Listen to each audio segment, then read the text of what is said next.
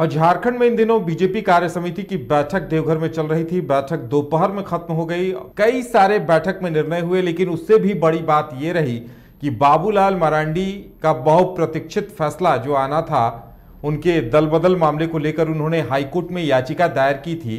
उस पे 5 जनवरी को ही निर्णय हो चुका था, फैसला सुरक्षित रखा गया था।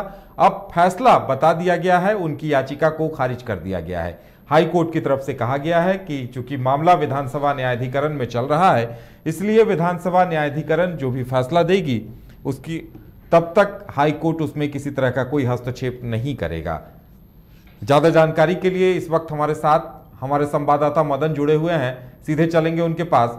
मदन, क्या कुछ मायने निकाले जाएं इस फैसले के? यानी कहा जा सकता है कि बाबूलाल मरांडी जो आरोप लगा रहे थे और जिस आरोप को लेकर वो हाई कोर्ट गए थे, हाई कोर्ट ने फिलहाल जवाब दे दिया है और कहा है कि वो हस्तक्षेप नहीं करेगा। क्या कुछ और जानकारी सामने आ रही है? बिल्कुल, देखिए आप, ये 5 जनवरी को ही इस मामले में फैसला सुरक्षित रख लिया गया था, यानी कि दोनों पक्षों की जो दलीलें थी वो सुन ली गई थी, उसके बाद फैसला को सुरक्षित रखा गया था। लेकिन आज कोर्ट की कार्रवाई शुरू होते ही सबसे पहले इस मामले में सुनवाई हुई और फैसला दिया गया, जिसमें कि कोर्ट ने ये सीधे तौर पर कहा है कि ये विधानसभा के न्यायाधिकरण में ये मामला चल रहा है और ऐसे में बीच में ही हस्तक्षेप करना ये सही नहीं है, इसलिए इस याचिका को खारिज की जाती है।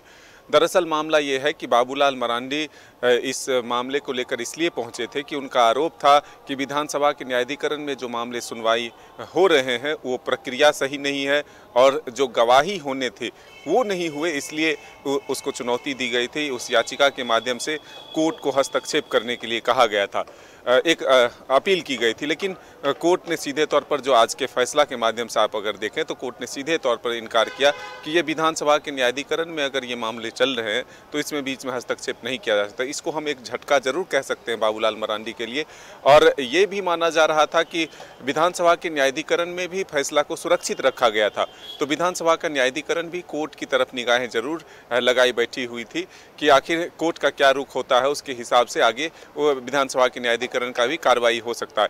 तो अब हम ये कह सकते हैं कि विधानसभा के न्यायाधिकरण को जब एक तरह से मार्गदर्शन मिल चुका है हाईकोर्ट से कि वो बीच में हस्तक्षेप नहीं करेगा, तो अब जो न्यायाधिकरण के पास जो फैसला है वो क्या है ये तो कोई नहीं जानता। लेकिन फिलहाल इससे हम कह सकते हैं कि बाबूलाल मरांडी की मुश्किलें ज़रूर बढ़ सकती है, क्योंकि इसी की राहत के लिए वो हाईकोर्ट पहुंचे थे जहां से उन्हें झटका लगा है। तो अब विधानसभा के न्यायाधिकरण के द्वारा कब तक फैसला सुनाया जाता है इसके लिए इंतज़ार ज़रूर करना होगा। लेकिन वहाँ भी फैसला ही सुरक्षित रखा है, बल्कि अब कोई सुनवाई अधूरी नहीं है, कोई दलीलें अधूरी नहीं है, सिर्फ फैसला ही सुनाना है।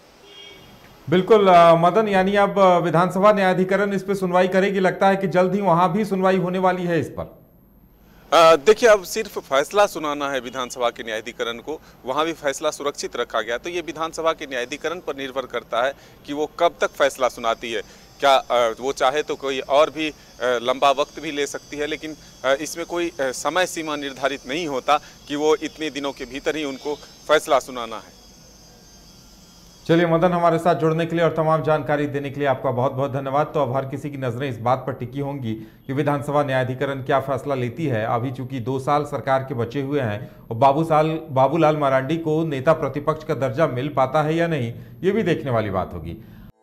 4 धामों में से एक रामेश्वर धाम सहित तिरुपति बालाजी, कन्याकुमारी, मदुरई, माँ मीनाक्षी देवी और श्री मल्लिकार्जुन ज्योतिर्लिंग का झारखंड में सबसे कम दर पर सब परिवार दर्शन लाभ का अनुपम अवसर।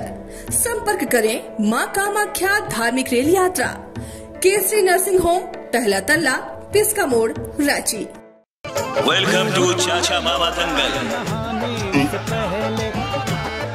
हास्य अदाकार संजय मिश्रा से गुजारिश है कि वह अखाड़े में कूदे और फुलटूस को ट्रॉफी से नवाजे। लगता है समाधि ले ली। अरे बुला रहे हैं। अरे बोल रहे हैं कि बुला लो। टॉप टेक सीमेंट, जो जोड़े तो छोड़े नहीं, मजबूती ही हमारी पहचान।